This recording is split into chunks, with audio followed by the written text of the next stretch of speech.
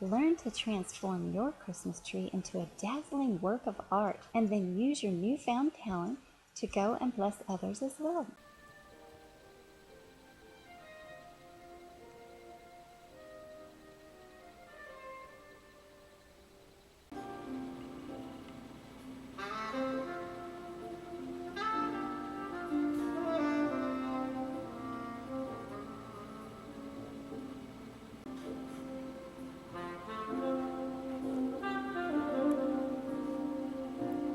Just look at the shape of this beautiful tree. It's like an empty canvas waiting to be transformed into a work of art. You don't have to be an amazing decorator or a floral arranger. Just watch these steps and I'll show you how to do it. First of all, of course, you need to fluff the tree, which means if it's been packed away and all the branches are all squished together like that, you want to find the point on the branch where the little branches are attached and pull them out at that point. Like this one's attached here, you wouldn't want to pull it all the way down here, so you pull it up where it's attached. This one's attached to the side, so we're going to pull it to the side. So pull the branches out from wherever they are attached to the main branch and just fluff your tree and make it look real pretty. So don't forget, right after you fluff the tree or while you're fluffing the tree, to plug the lights in. This is a pre-lit tree, so I'm hoping the lights still work. Let's find out.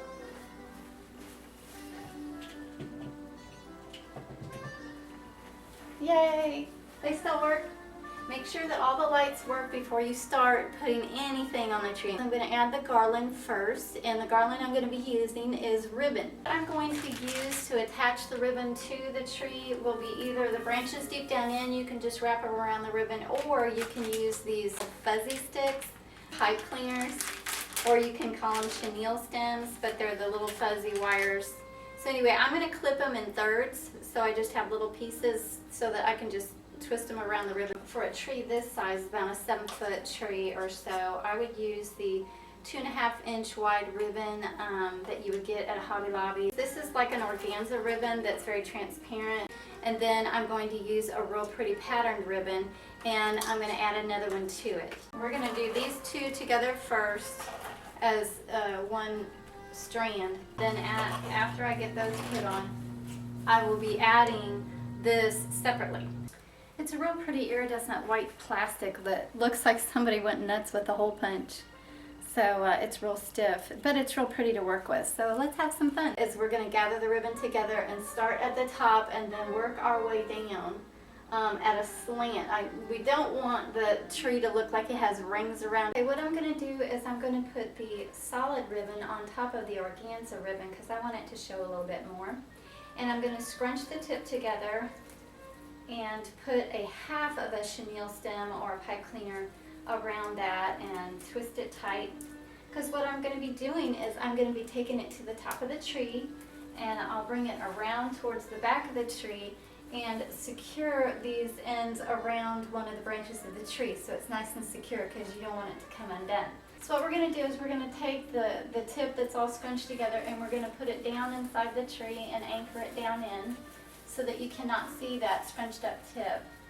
Then we're going to have the ribbon come out to the edge of the branches, and then it's going to go deep into the tree and disappear for a little bit so that it can resurface a little bit farther down in the slant.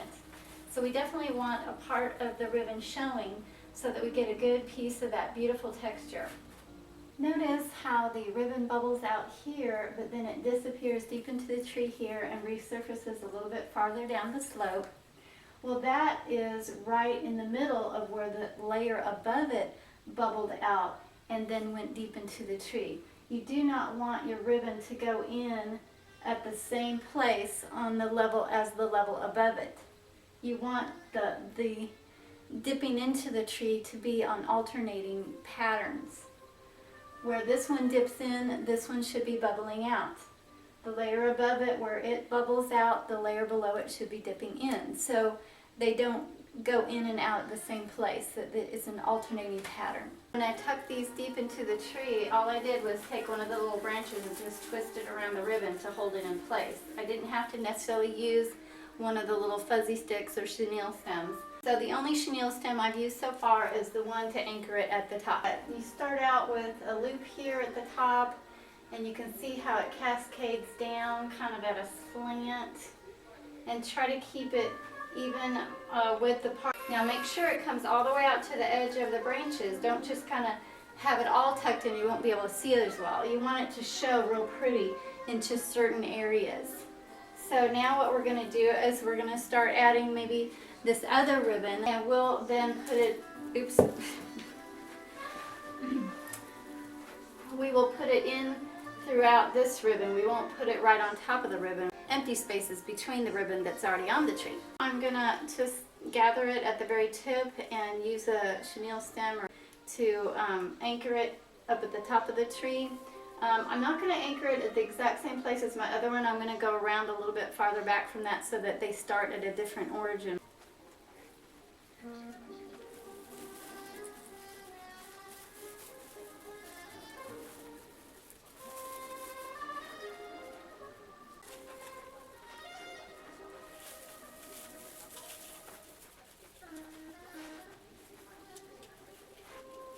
Don't pull it too tight. Let it wrinkle and go in and out among the branches. Worked our way down in the same diagonal spiral fashion in between the ribbon that's already there. Be three-dimensional when you put your ornaments in. What I mean by that is you want to stick some way deep down in. You don't want them all hanging right at the tips of the branches. It's your balls that are plain. Stick them down in, because as you look through your tree and stuff, you won't see just an outside shell to your tree. You'll see that there's depth to your tree, that there's dimension, and there's little treasures hiding in behind every branch. And keep and reserve the outside tips of the branches for your real special, dainty, pretty, real decorative ornaments. I had 3 red balls. I would put maybe one here, one over here, and then one down here in a triangle fashion. Don't ever put them straight down from each other or right across from each other. Try to go in a triangular shape with your colors, and start with one color, do that color all over the tree, and then go to another color like silver. After the red's all put on, then put on the silver. That way it's easier to balance where they are, so you don't have a glob of silver over here and only 1 or 2 over here.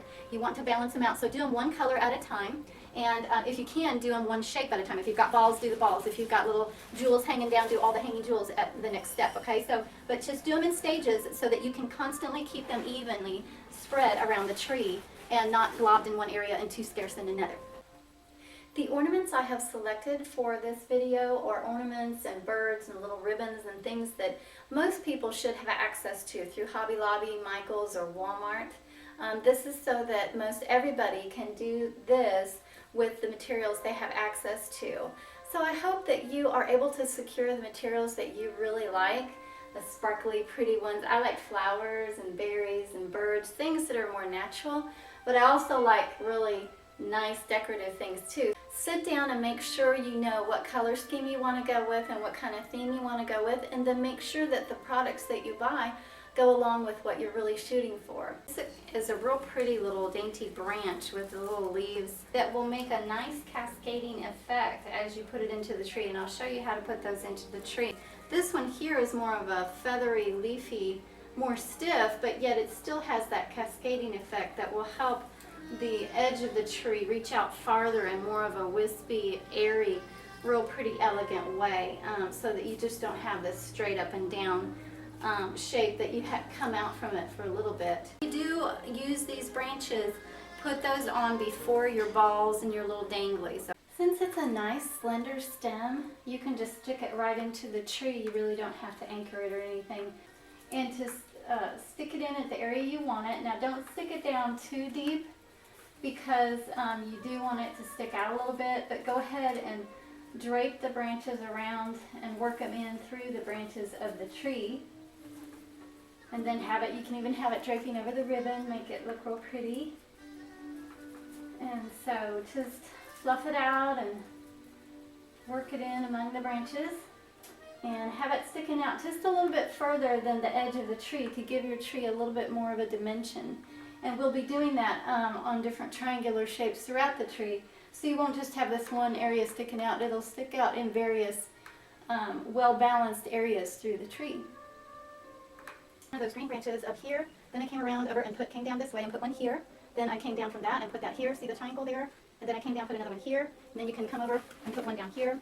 And then of course all the way around the tree. Do those triangles all the way around the tree. Now I've got some berries. I'm going to put all these in at once so that I can make sure that I have them balanced all throughout the tree before I move on to the next ornament. So vary the depth as well as where you place them. Be sure not to have them right up and down from each other or right across from each other. Just space them out so you have a real pretty balance of your colors. Like I made this nest out of twigs and then I bought the little eggs and set them in there. Anyway, excuse me while I collect my eggs. There we go. This is kind of big, so I'm going to set it in before I start putting on my littler ornaments.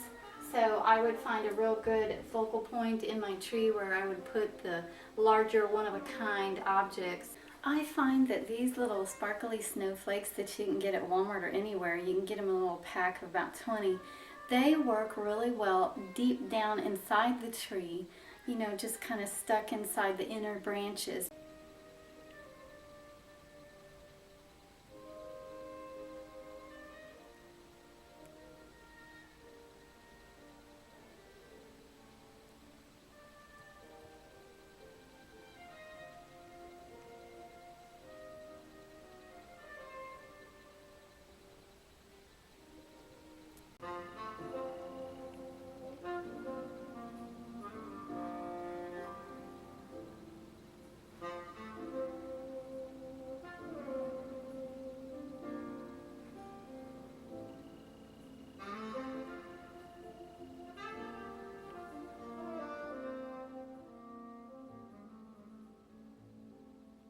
Now go practice on your own tree, get it perfected, and then go help others with theirs. Oh, and have a Merry Christmas!